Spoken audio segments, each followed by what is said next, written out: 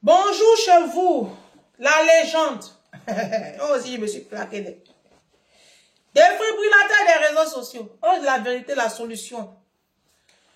Pourquoi je ne suis pas bien cadré? Je ne shine pas. Hein? Faut que je shine un peu là.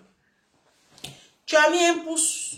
Dès que tu me vois avec mon gros nez, en même temps, pour ne même pas oublier, le nez là même doit te lancer un message. En même temps, tu mets un like. Voilà, sinon tu vas oublier. Tu mets un like et puis tu partages la vidéo. Tu as vu le titre, non? Si tu n'aimes pas la vérité, il faut partir. C'est mieux. Parce que vous voyez les titres et puis vous cliquez, vous faites. Et ça, moi, je n'aime pas, et vous. Je suis le défibrillateur des réseaux sociaux. Je suis la vérité, je suis la solution. Je suis la légende. Alors, ici, sur cette page-là, pour ceux qui ne me connaissent pas encore, d'accord? Ici, nous, on ne débriefe pas sur la vie des gens. Ça veut dire, ici, nous, on ne casse pas les papeaux. Voilà. Nous, on construit les systèmes de pensée. Nous, ici, on se remet en cause. On arrête de penser que ce sont les autres qui sont à la base de nos souffrances. Nous, on a une part de responsabilité dans ce qu'on vit. Donc, on se remet en cause, on change notre système de pensée, on arrête de vivre sous le dictat des codes pourris et corrompus des Africains. Et puis, on prend l'ascendant. Ici, on prend l'ascendant. Prendre l'ascendant sur Ange plus 4 d'Enzo, ça veut dire que on ne retourne pas à nos ex. Parce que tu n'es pas une chienne quand même. C'est la chienne qui vomit et puis elle ramasse. L'ex, il est parti, il est parti. Nous, on divise l'air. Nous ne sommes pas des voitures. Nous sommes ici des avions. Et comme on n'a pas de rétroviseur, on ne peut pas retourner en arrière pour retourner à ex. Tu comprends? Donc, les histoires d'aller voir Marabout pour retourner, non. Il faut avancer, on est en 2025, ma chérie. Il est parti, il est parti. C'est pas la fin du monde. Il faut chercher à avancer. Donc, c'est ça. Ici, on fait ça. On prend l'ascendant. Prendre l'ascendant, concrètement, ça veut dire que quand tu rencontres un homme et que tout de suite, vous vous mettez en ménage, tu ne te précipites pas pour aligner les maternités comme une chienne. Tu es un être humain, aux dernières nouvelles. Tu n'es pas une chienne, rassure-moi. Donc, tu ne te précipites pas pour faire les enfants. Si tu as fait ton un enfant, tes tropes là, il faut attacher. Et puis, tu vas en formation parce que tu es nul. Et puis, tu lis des bouquins. Tu essaies de t'auto-éduquer parce que l'Africain n'est pas éduqué. Voilà. Donc, tu essaies de t'auto-éduquer. Tu essaies de regarder un peu chez le voisin ce qui a marché, tu prends. C'est ça, on dit prendre l'ascendant. Si ton mari te demande de lui donner un deuxième enfant ou un troisième enfant, tu lui dis, ah chérie, et je t'ai donné là, tu n'arrives même pas à mettre 100 € sur son compte. L'enfant même n'a pas d'assurance vie. Pour manger ici même là, on lutte ici. Hein? C'est compliqué. Pourquoi tu me demandes de faire un deuxième enfant? Si cette réponse-là, ça ne lui sied pas, tu le dégages de ta vie. On appelle ça prendre l'ascendant. Parce que les hommes africains, ils vous commandent les enfants pour vous bloquer. Pour vous empêcher de vous déployer. Pour étouffer vos potentiels. Parce qu'enfant retarde. Voilà. Prendre l'ascendant, ça veut dire que tu es assez intelligente pour comprendre que les maternités là, c'est toi ton corps que ça abîme. Lui, il ne porte pas grossesse. Ses seins ne vont pas tomber, son ventre, il n'y a pas vergeture, en ses cuisses, il n'y a pas vergeture. Mais c'est le même là qui va venir te critiquer ton physique parce que tu as des vergetures aujourd'hui sur le corps, il va venir te critiquer. Il oublie que c'est les enfants qui t'ont commandé là. Tu comprends? Donc, comme maintenant, tu es tombé sur Ange plus 4 d'Enzo, la voix autorisée qui est en train de te parler, il faut te ressaisir. Prendre l'ascendant pendant que ton mari est en train de se faire former. Toi aussi, tu vas en formation. Et pour cela, il faut que tu sois libre. Parce que les maternités là, en quel moment tu vas finir de porter les grossesses, tu vas laver habits, tu vas les nourrir, tu vas les soigner, tu vas courir ici, tu vas ramasser le vomi. Quand ton enfant vomit la nuit là, tu ne le vois pas. Il est sous la couette. Faut pas être bête. Nos mamans, elles ne connaissaient pas. Elles ont subi ça. Aligner les enfants. Et puis les hommes là ont évolué pour les laisser. À la fin du film là, quand il va voir que tu lui as donné 3-4 enfants là, et que ton corps a lâché, parce que le corps de la femme, ça prend un coup avec les maternités, avec l'âge. Il va te laisser. Il va trouver que en bas de toi là, c'est pluie, que tu n'es plus opérationnel. Il va te déposer avec les 3, les 4, les 5 enfants et il va prendre qui vous savez. Les hommes, eux, pour changer femme là, ça ne les dérange pas. Hein. Surtout les hommes africains. Vous le savez. Vous êtes avertis sur mes pages ici. Désormais, arrangez-vous à faire vos enfants avec des hommes matures qui comprennent le sens du mariage. Et surtout, avant d'aligner vos enfants, soyez vous-même construite. Parce que la femme, quand elle a le pouvoir, et puis elle est construite, mentalement, intellectuellement, physiquement, à tous les niveaux, il y a des choses là, garçon ne peut pas lui montrer. Vos hommes là, ils font ce qu'ils font là, parce qu'ils savent que en face, il n'y a rien. L'état de pauvreté dans lequel tu es là, ça fait que tu ne peux pas trop parler. Sinon, moi comme ça, à quelle heure garçon va venir s'amuser avec moi? Il y a longtemps. Moi-même dans mon je suis pauvre là, je n'ai pas le temps. Donc c'est ça on appelle je prends l'ascendant. Tu comprends? Voilà. Tu ne restes pas au bas de l'échelle. Ton mari, il avance. Toi aussi, tu avances. Faut pas faire comme Lala Diakité, la femme de Drogba là. Son mari est en train d'avancer. Elle est restée en train de parler dans son petit français malien là. Et puis un matin, il s'est réveillé, il est parti. Vous comprenez un peu? La vie qu'elle a là, faut pas être bête. Vous avez compris?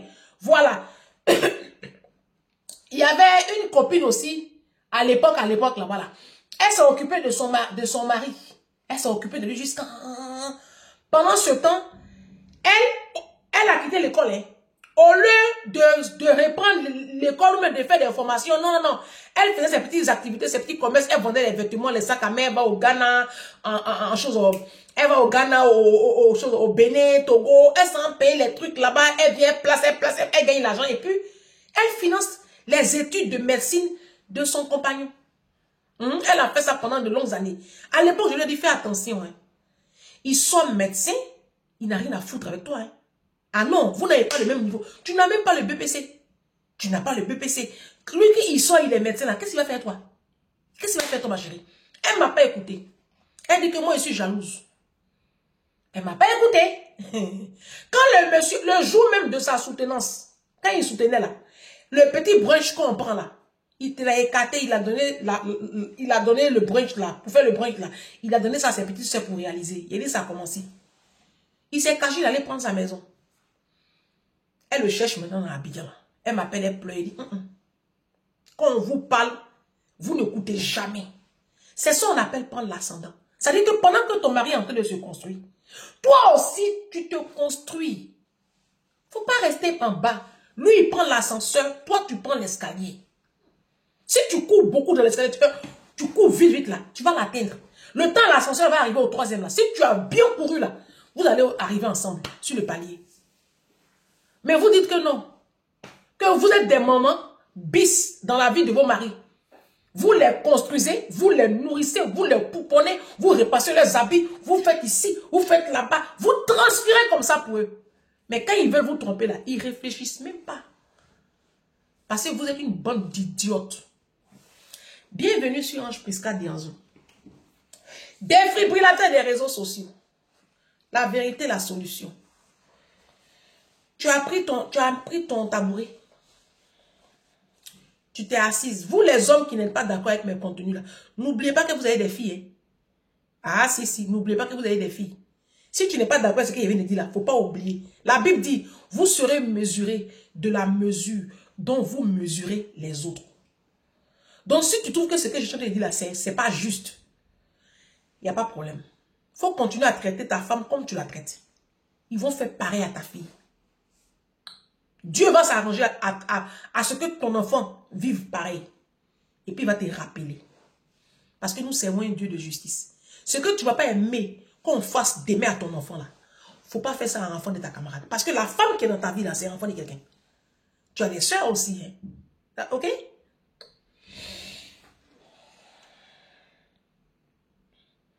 Tu as vu le titre?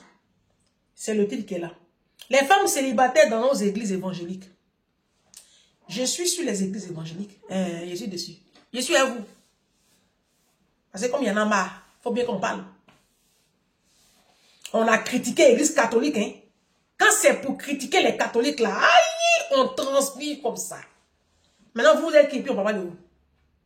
Vous, les évangéliques, là, vous êtes qui? Et puis on ne peut pas parler de les dérives qu'on voit là. Pourquoi on ne va pas parler? Oh! C'est vous ceux qui parlez à Jésus, quoi. Moi, je ne parle pas en langue, il n'y a pas de problème. Il n'y a même pas de problème. Mais Jésus aussi, là, il m'écoute. Vous parlez en langue universelle, là. On est fatigué de ça. Bon, tant qu'à faire. Les femmes dans les églises évangéliques. Vous avez rêvé la vidéo là. Il y a une femme qui m'a écrite. Une Mind People. Elle m'a écrit depuis la Côte d'Ivoire. J'ai dit, ah ouais, qu'est-ce qui se passe là-bas? Elle dit, ah Ange, on est dans une assemblée là. La femme pasteur là, elle a dit à mon mari que moi je ne suis pas sa femme. J'ai dit, ça c'est quoi ça? J'ai déjà entendu une telle histoire quand j'étais encore étudiante à Abidjan. Il y avait un pasteur là, on dit qu'il s'appelait prophète. Moi-même, c'est le mot prophète là même qui me fatigue. Ça dit sur la terre là, il y a plus de prophètes que dans la Bible. On est vraiment à la fin des temps. Hein. Il y a l'époque, je crois que c'était en 2003 ou 2004, il y avait un prophète qui était à Makori, comment si, en Makori Ibis. En tout cas, en bas, il s'appelait, on dit mission Chagrak. En tout cas, il ne sait plus. Il y avait un prophète, de toute façon, il a divisé les foyers. Et il a couché toutes les femmes là. Quand il prend une femme ici, il dit non, c'est pas ton mari.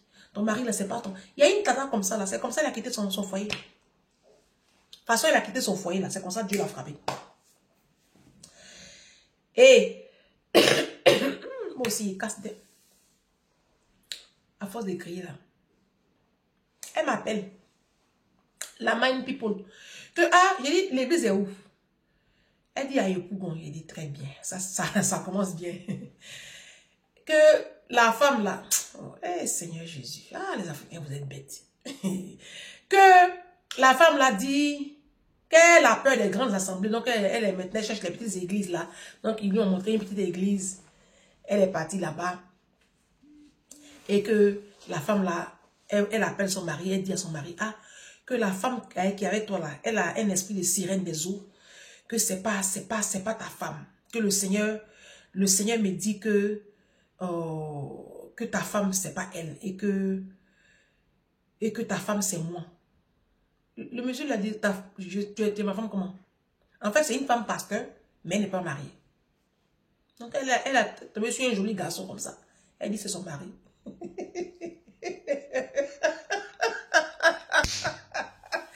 Oh, et les chrétiens. Moi, je vous ai dit d'étudier la Bible. Vous dites non. J'ai dit, je ne peux pas, il pleurait à force de rire. J'ai dit, et qu'est-ce qui s'est passé? Elle dit, mon mari, quand mon mari est sorti de là, il arrive à la maison, il dit, chérie, là, on va plus là-bas.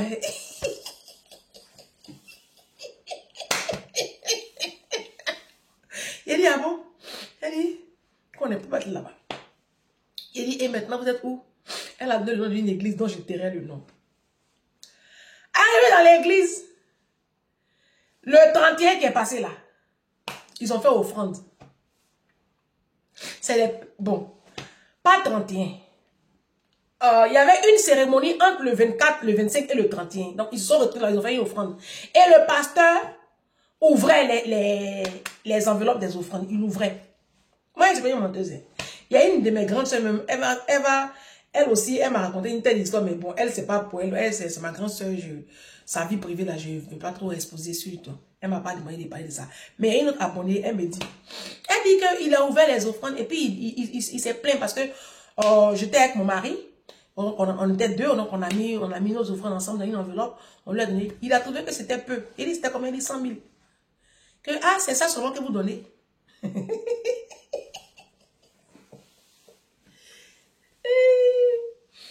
Elle dit non que, c'est ce qu'on a eu à la traversée, on donnait encore. Il dit, d'accord, je vous attends. Depuis quand pasteur ouvre offrande pour regarder à l'intérieur?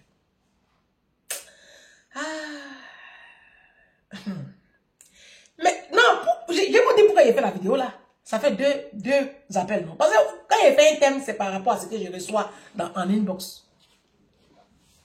Il y a une autre Mind People. Elle, par contre, elle m'a tué. Elle m'appelle. Elle dit, hé, Ange. Je dis, il y a quoi encore? Elle dit, ah, c'est pas facile. J'ai dit, hey, c'est pas facile. Elle dit, hey, afin de rester célibataire, je suis fatiguée, Ange. J'ai dit, hey, mais tu es fatiguée comment? Tu n'as pas de vie à part demander le mariage au Seigneur. Tu n'as pas de vision. Elle dit, mais comment toi tu fais? Il dit, non, moi il te pose d'abord la question. Tu n'as pas une vision, tu n'as pas de... Elle dit, ah, je suis à l'église, je demande au Seigneur de me donner un mari depuis là. On va rentrer en 2025, je suis fatiguée de rester seule. Donc là, le pasteur nous a demandé de vraiment s'aimer beaucoup. Et que la Bible dit, celui qui moissonne beaucoup, il va récolter beaucoup. Donc là, je n'ai même pas d'argent sur moi. Un peu d'argent j'avais là. C'est ça, je viens de regarder ça. Si il donne tout là. Et le mois de janvier qui est long comme ça là.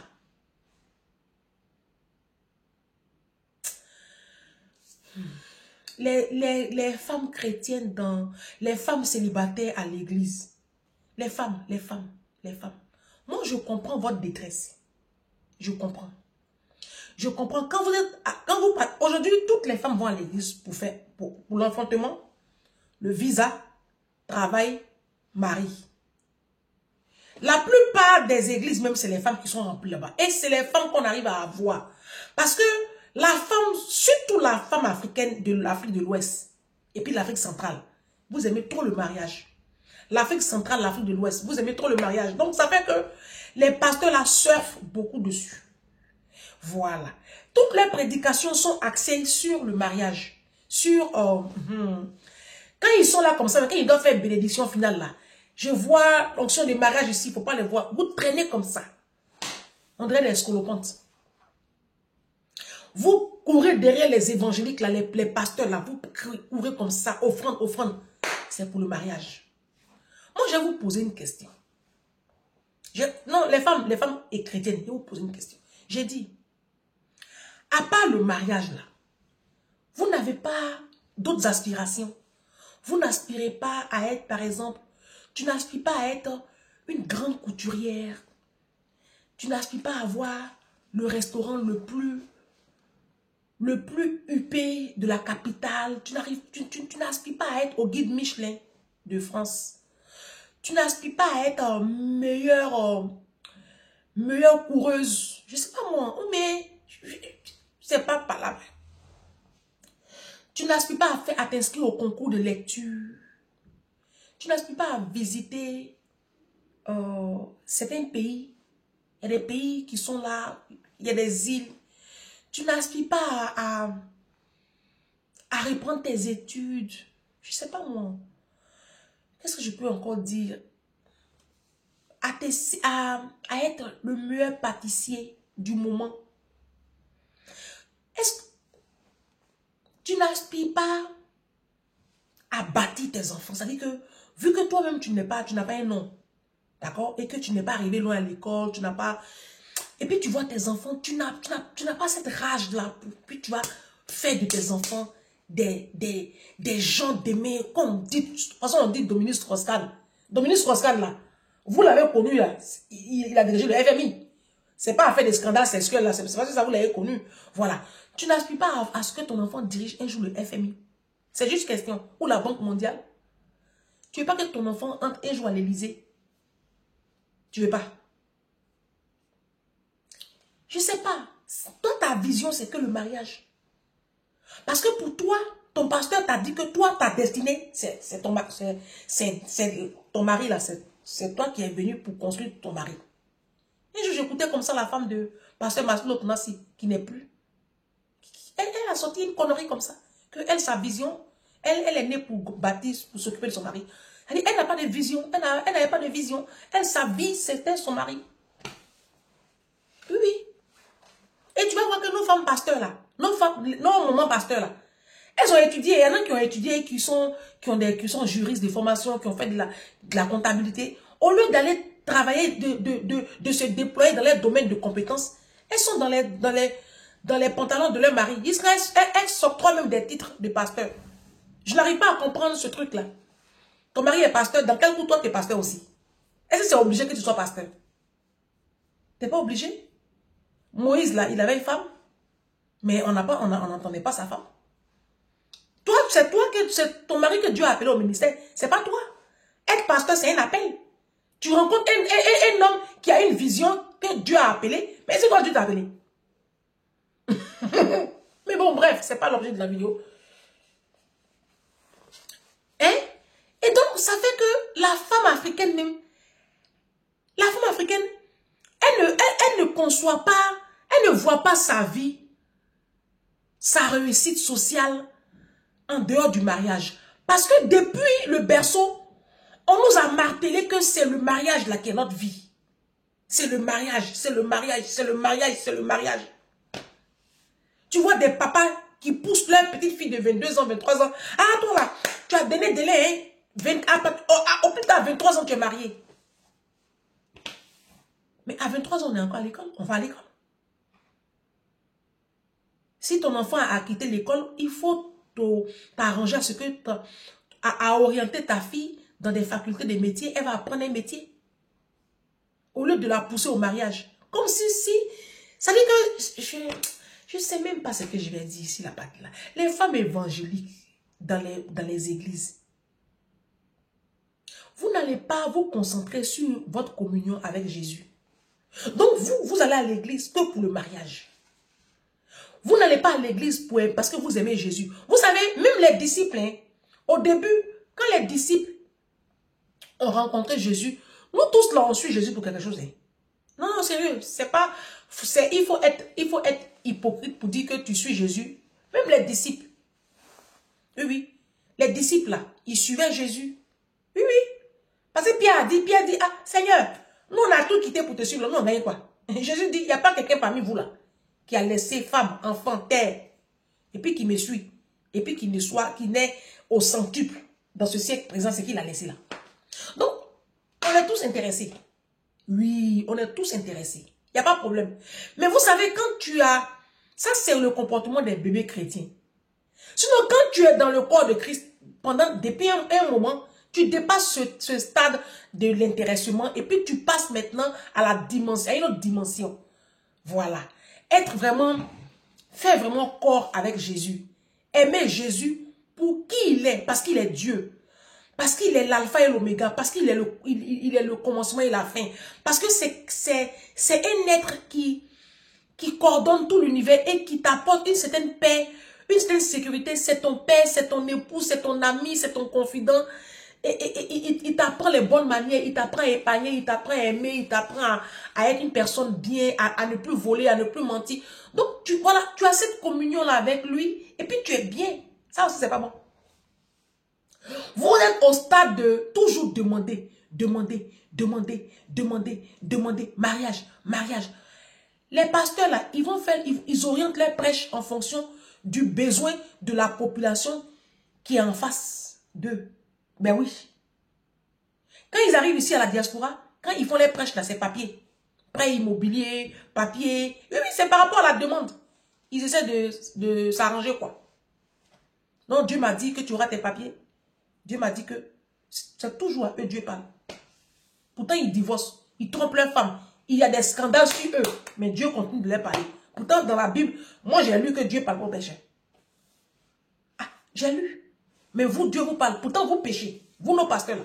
Vous escroquez le peuple de Dieu. Vous surfez sur la dépendance affective des enfants. Leur misère morale, là. Vous surfez dessus et puis vous les spoliez.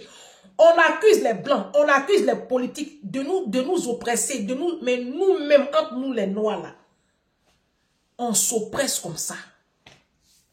Si nous, Africains, même de nature, est pauvre. Mais c'est à des pauvres, vous venez demander 10e de salaire. Vous êtes concentrés dessus comme ça, offrande, offrande, offrande, offrande. Des gens, même pour manger, c'est palable. Pour scolariser les enfants, c'est palable. Vous, les femmes, essayez de dépasser ce stade-là. Hein? Tu as une bonne santé, tu as envie, mais c'est une grâce. Il faut remercier Jésus pour ça. Jésus même sait que il doit te donner un mari. Il sait ça. Mais tu ne vas pas chaque fois le saouler dans tout ce que tu vas faire. Marie, Marie, Marie, Marie, Marie, Marie, Marie, Marie, Marie. Jésus est fatigué. Hein? Jésus, même ses oreilles sont fatiguées. Il a otite. Il est fatigué. Le monsieur, il est fatigué. Vous le saoulez avec vos mariages. Vous le saoulez. Vous n'avez pas au sujet des prières. Vous êtes dans les assemblées là. Vous les femmes chrétiennes. Vous vous maquillez dans des prostituées. Voici faux cils, faux ongles. Vous partez à l'église, vous êtes habillés comme des prostituées. Hein? C'est comme ça, bombé c'est là comme ça. Vous partez chercher Marie. Vous partez à l'église pour chercher Marie. Et vous faites yeux doux aux hommes mariés. Mais oui. Mais oui. Mais non, mais qu'est-ce qu'il y a? Donc vous n'allez pas à l'église pour aller communier avec le Saint-Esprit. Vous n'allez pas à l'église pour aller vous repentir de vos péchés, de vos manquements. Vous partez à l'église pour courir derrière le mariage. Il n'y a que le mariage dans la vie là. Priez aussi pour vos enfants. Priez pour nos politiques. Priez pour vos pasteurs. Vos pasteurs qui sont déviés là. Priez pour les pasteurs. Prions pour les hommes de Dieu. Mais ça ne va plus. Le corps de Christ est bancal. Oui, oui. Prions pour nos hommes de Dieu. Parce que moi, en ce moment-là, je suis sur la montagne pour eux. Je suis en train de prier pour nos hommes de Dieu. Pour leurs épouses. Les Beyoncé là. Je suis en train de prier pour nos hommes de Dieu. Parce que ça ne va pas. Et il y a un sujet de prière. Hein. Vous, c'est le mariage. Et puis, quel bon mariage même. Mariage de Noir. Noir qui va aller te maltraiter. Les Africains qui maltraitent femmes là. C'est ça, vous courez derrière ça comme ça. C'est pas un bon mariage. Il y a quoi ici là? Il y a mis body en bas de mon truc là, ça sort là. Hein? C'est pas un bon mariage. C'est un mariage où tu vas aller souffrir. Vous jeûnez, vous courez derrière les pasteurs. C'est à cause de ça que les pasteurs là vont vous demander offrande de rachat. Oui, oui. Mais si vous les acculez derrière, vous êtes derrière eux comme ça pour qu'ils prient pour vous pour le mariage, ils vont vous demander les offrandes. Ils vont vous demander. Donc je reviens sur le sujet pour dire les femmes évangéliques dans les églises. Vous êtes ridicules. Vous êtes très ridicules. Vous êtes célibataire là. C'est pas un péché hein, le célibat, vous savez ça? Non, les pasteurs vous font croire que c'est un esprit. Le célibat n'est pas un esprit, mais alors là, du tout.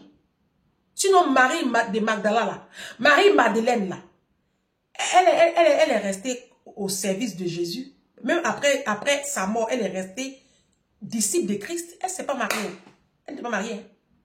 Paul même, là, il a fait célibat, vœu de célibat. Oui, Paul n'était pas marié. Il dit qu'il veut se rester consacré au Seigneur. Parce que, tu sais, quand la vie de couple là aussi, c'est un truc. Hein. Oui. Et tu n'as pas trop le temps aussi. Hein.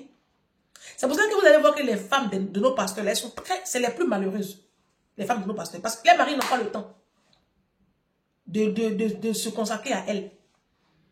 C'est pour ça que pour se consoler, là, elle préfère elle aussi se mettre sous l'effet des projecteurs. Ah, tant qu'à faire, si que elle dans le mariage, elle profite de rien. Elle aussi, elle crée son petit mouvement à côté. Et puis voilà, on a 2 stars dans l'église. Tant qu'à faire, hein. Ah. Le célibat n'est pas une malédiction. Hein. Faut pas les pasteurs vous blaguer. Le célibat, même moi, je pense même que c'est ça même qui est la bénédiction. Oh, Shina Shina. La chante nigériane, écoute Aimé là. Si elle était célibataire, elle serait en vie. Exemple. Ah.